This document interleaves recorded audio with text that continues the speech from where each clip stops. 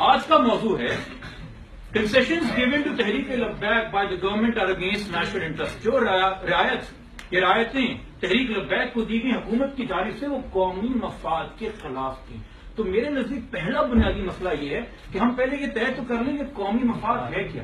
کیونکہ پاکستان کی تاریخ کو جب ہم پلٹ کے دیکھتے ہیں ایک ایک ورگ ایک ایک پنہ تو نظر آتا ہے کہ قومی مفاد میں تھا ملک کے بانی قائد اعظم کی بہن فاطمہ جناح کو غدار ڈکلیئر کرنا، سو ہم نے کر دیا.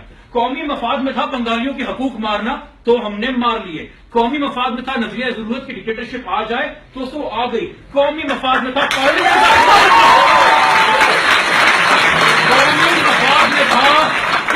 میں پارلیمنٹ کا خدا بننا اور ایم ڈی یو کو کافر ڈکلیئر کرنا، یہ پتا ہونا کہ قانونی طریقہ. قومی مفاد میں تھا 90 کی دہائی میں کراچی میں مہاجروں کو گھر سے نکال کے سڑک پر کی مارنا، ہم نے مارا. قومی مفاد میں تھا ملک کے نوجوانوں کو انجینئر، ڈاکٹر یا وکیل یا کوئی آرٹسٹ، راک اسٹار، کرکٹر نہیں، طالبان جہادی بنانا، تو ہم نے بنایا.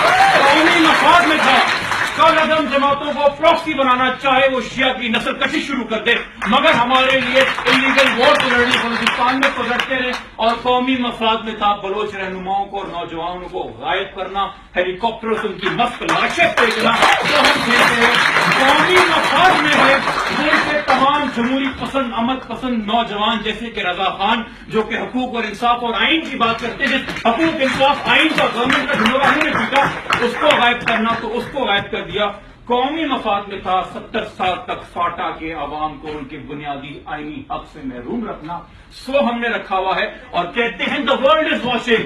We exist in the community of nations. Well, the world watched all right in the Financial Action Task Force when we were babysitting officers in our house, and they put a ban on us, and they are putting bans on us. And yes, the world was watching. Ladies and gentlemen, wait, present over here. The opposition has so far only established that national interest is actually the self-interest of our politicians and our establishment, and we, sir, hold a strong opposition to that. It is not, it is indeed public interest, but so far national interest has not been seen through that lens. And when we talk about the concessions کہ رعایتیں دی گئی ہیں، رعایتیں جی کا جی پر نظر ڈالتے ہیں. ایک تو وہ ہے جو تحریری ہیں، ایک تو وہ ہے جو کاغذ پہ ہیں، جو بہت سادہ سی ہیں. وہ کیا ہیں کہ تحریک لبیک یا رسول اللہ کو جس کی تمام بنیادی سینٹرل مرکزی قیادت، وہ پیر افضل قادری ہو، وہ خادم رضوی ہو، یا وہ اشرف جلالی ہو، 4th شیڈیول پہ ہیں. مگر ایگریمنٹ شروع ہوتا ہے اس پریمبل سے کہ تحریک لبیک ایک امن پسند جماعت ہے جو کسی قسم کے تشدد میں بلیو نہیں کرتی. آپ ایک بلینکٹ چیک سائن کر کے، کیونکہ ہماری فوج کو صرف وہی زبان سمجھ آتی ہے جس میں دہشت گرد خادم رضوی جیسے ان سے بات کرتے ہیں، شاید ہم جیسے لوگوں کو بھی جو ہمارے اوپینین کافی آرام سے ہم سمجھانے کی کوشش کرتے ہیں، ہمیں بھی شاید وہی زبان اپنانی چاہیے اور فوج کو ایک میسج، ایک پیغام پہنچانا چاہیے. لعنت ہے اس فوج پر جو جا کر پیسے دیتی ہے ان دہشت گردوں کو جنہوں نے اسلام آباد اور پورے ملک کو آگ لگانے کی کوشش کی ہے. لعنت ہے اس فوج پر جو جانتی نہیں ہے، ایک طرف مڑ کے کہتی ہے کہ میجر اسحاق اور جوانوں نے جنہوں نے قربانیاں دی ہوئی ہیں دہشت گردی کے خلاف، ان ساری قربانیوں کی بےزتی کرتی ہے ان لوگوں کو پیسے دینے سے، ان لوگوں کے ساتھ اگریمنٹ کرنے سے. لعنت ہے اس فوج پر جس نے 70 سال میں یہ نہیں سیکھا کہ یہ لوگ اس ملک کو جلا کے رکھ دیں گے، یہ لوگ کسی کی ان کے ساتھ لویلٹی نہیں ہے، یہ صرف نفرت پھیلانے آئے ہیں. اور یہ نفرت پھیلا کر آپ نے انہیں کیا دیا؟ شہیدوں کا لہو آپ سے سوال کرتا ہے. یہ شور شرابے کر کے بیٹھ کے گالیاں دے کے ماں بہن کی، آپ اس سے باہر نہیں نکل سکتے اور نہ آپ اس سے باہر آ سکتے. گالیاں دے کر، لوگوں کو ذلیل کر کے، ماں بہن کی مادر ذات گالیاں دے کر آپ یہ سمجھتے ہیں کہ آپ سے سوالات نہیں ہوں گے. کیا کیا آپ نے؟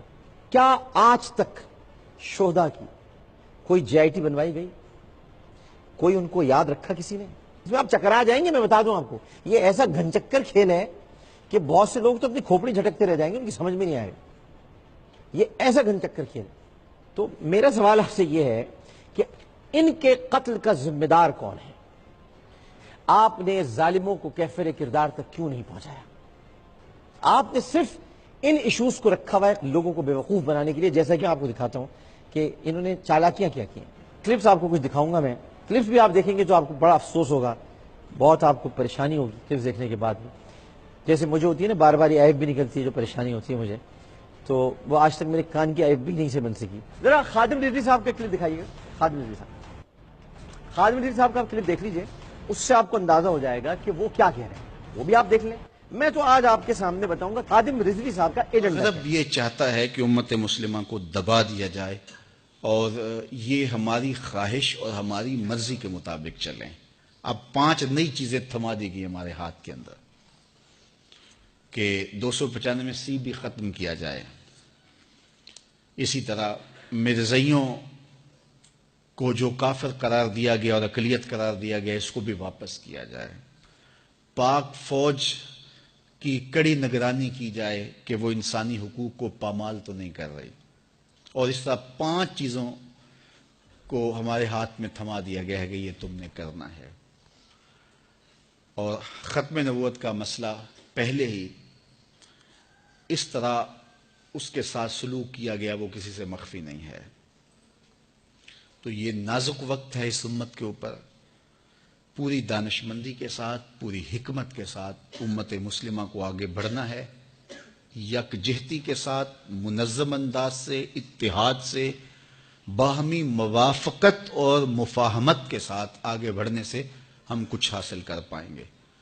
ورنہ اس وقت ہمارا دشمن بہت چالاک ہے, بہت مکار ہے, اور بدقسمتی سے 56-57 اسلامی ملکوں کے حکمران الا ماشاء اللہ کا لفظ میں بول رہا ہوں, اسلامی ممالک کے حکمران فرنگی روحوں کے بے حس ڈھانچے ہیں اور یہاں ہمارے اوپر براجمان ہیں, اور ان میں کوئی ہمت نہیں ہے, کوئی طاقت نہیں ہے, ان کے اندر کوئی توانائی نہیں ہے.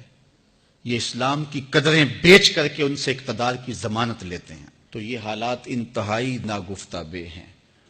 اللہ تعالیٰ دینی قوتوں کو باہم جڑنے کی توفیق عطا کرے, ایسے اسباب, ایسے وسائط اور ایسے وسائل پیدا ہوں, ایسے حالات پیدا ہوں کہ ذمہ داران قوم سر جوڑ کے بیٹھیں اور ان حالات کی حساسیت کو سمجھیں.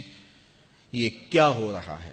بہاءاللہ اور مرزا قادیانی کے مر جانے کے بعد بھی 100 سال ہو گیا ہے ان لوگوں کو سپورٹ کیا جا رہا ہے.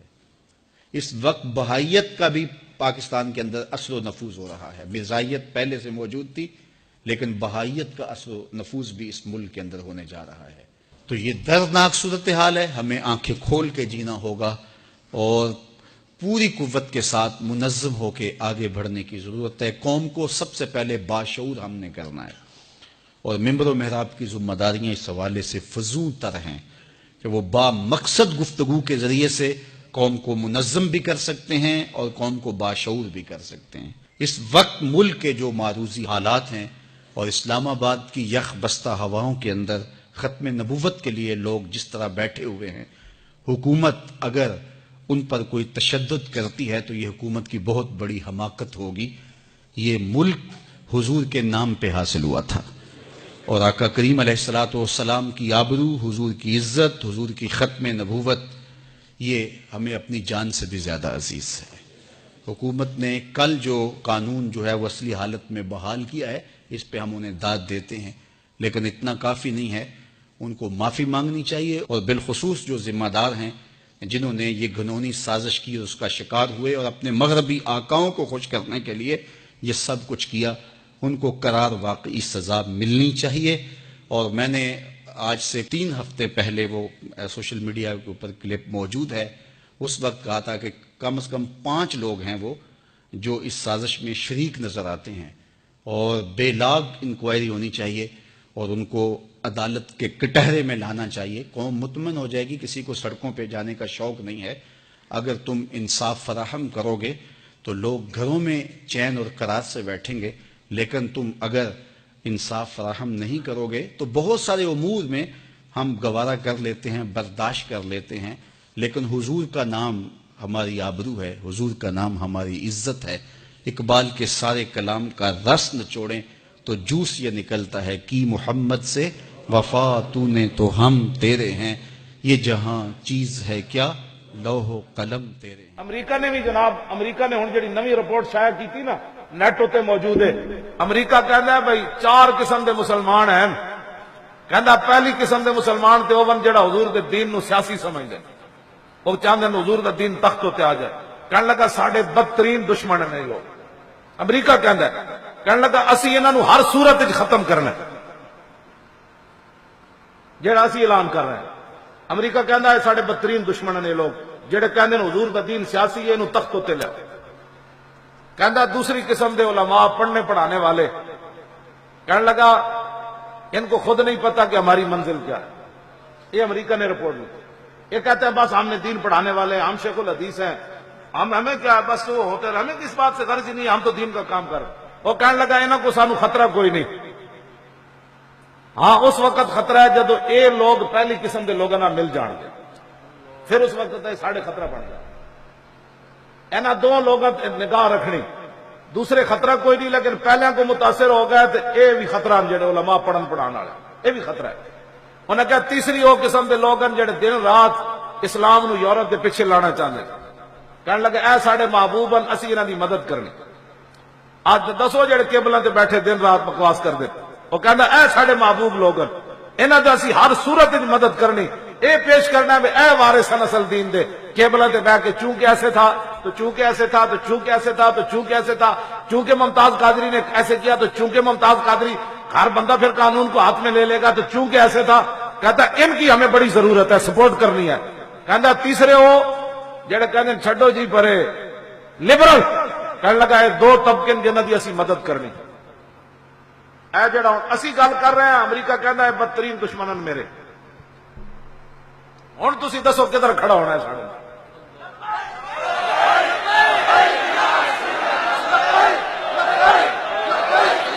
ऐज नहीं दिलों नारा कड्डो, दिलों।